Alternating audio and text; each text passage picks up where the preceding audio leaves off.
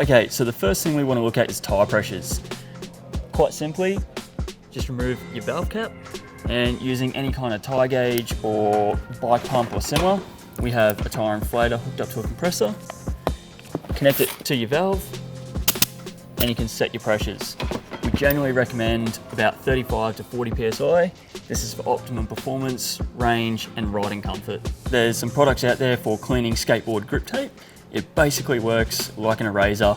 You rub it in a single direction across the grip and it lifts out all the dirt and grime. Your second option is to use a pressure washer. To do this, you will need to remove all the electrics and the running gear from the board, leaving just a bare deck.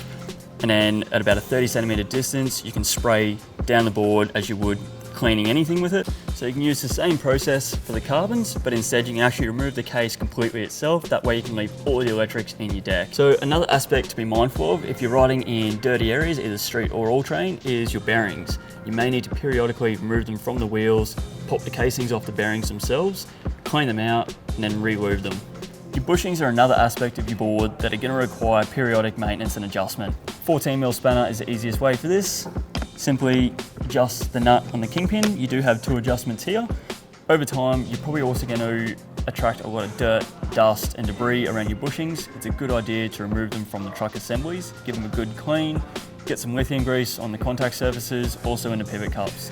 This will keep the board running nice and quiet and smooth.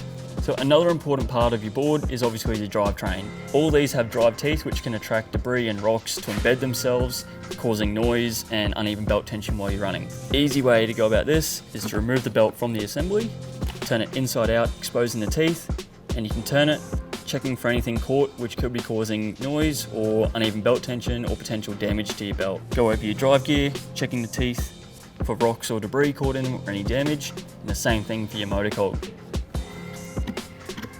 And when you're putting it all back together, it's always a good idea just to make sure you're happy with the belt tension and it's all running properly. We're going to notice that your rear wheels are going to wear a bit quicker than your front wheels, especially in all-terrain mode. Best way to compensate this is for a quick wheel rotation. Undoing your axle nuts, front and rear.